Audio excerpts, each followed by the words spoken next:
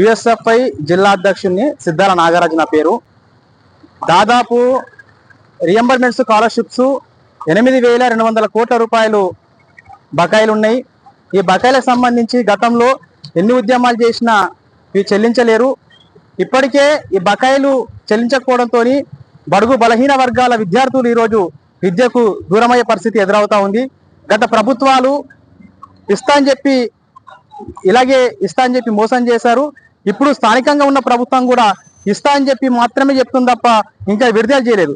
దీని ద్వారా ఏమవుతుందంటే బడ్జెట్ కాలేజీల పైన భారం పడతా ఉంది. అంటే విద్యార్థులు ఈరోజు 4 సంవత్సరాల నుంచి 8,200 కోట్ల రూపాయలు రాకపోవడంతో విద్యార్థులు స్కాలర్షిప్ సర్టిఫికేట్ రాకపోవడంతో విద్యార్థులు చదువుకు దూరమయ్యే పరిస్థితి ఉంది. అంటే పై చదువులకు సర్టిఫికేట్లు తీసుకొని వెళ్ళలేక పరిస్థితి ఈరోజు బడుగు బలహీన వర్గాల విద్యార్థులలో మనకు కనిపిస్తూ ఉంది.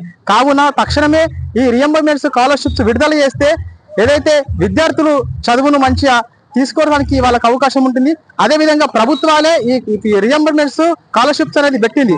ప్రభుత్వాలే పేద విద్యార్థుల కోసం పెట్టిన స్కాలర్షిప్ రియంబర్మెంట్స్ మరి ఎందుకు విడుదల చేయలేకపోతుందనే విషయాన్ని యుఎస్ఎఫ్ఐగా మేము రాష్ట్ర ప్రభుత్వానికి డిమాండ్ చేస్తున్నాం. తక్షణమే కాంగ్రెస్ రాష్ట్ర ప్రభుత్వము విడుదల చేయాలి. లేని ఎడల పెద్ద ఎత్తున మేము ఉద్యమాలు చేస్తామనే విషయాన్ని కూడా మేము చెప్తా ఉన్నాం. అదేవిధంగా ఈ రియంబర్మెంట్స్ స్కాలర్షిప్ రాకపోవడంతో బడ్జెట్ కాలేజీలు ఏదైతే ఉన్నాయో వాళ్ళు కూడా ఈ రోజు అక్కడ ఫ్యాకల్టీగా పనిచేస్తున్న వాళ్ళకు కూడా వేతనాలు ఇవ్వాల్సిన పరిస్థితులలో వాళ్ళు తతమతం అవుతా ఉన్నారు. కాబట్టి తక్షణమే రియంబర్మెంట్స్ ని విడుదల చేయాలి. లేకపోతే యుఎస్ఎఫ్ఐ విద్యార్థి సంఘంగా పెద్ద ఎత్తున ఉద్యమాలు చేయాల్సిన అవసరం రాష్ట్ర వ్యాప్తంగా ఉంది. అసెంబ్లీ ముట్టడికైనా మేము పిలిపిస్తున్న విషయాన్ని రాష్ట్ర ప్రభుత్వాన్ని ఈ సందర్భంగా హెచ్చరిస్తా ఉన్నాం. రేపు రాష్ట్ర వ్యాప్తంగా యుఎస్ఎఫ్ఐ విద్యార్థి సంఘం ఆధ్వర్యంలో కలెక్టర్ల ముట్టడి జరుగుతా ఉంది.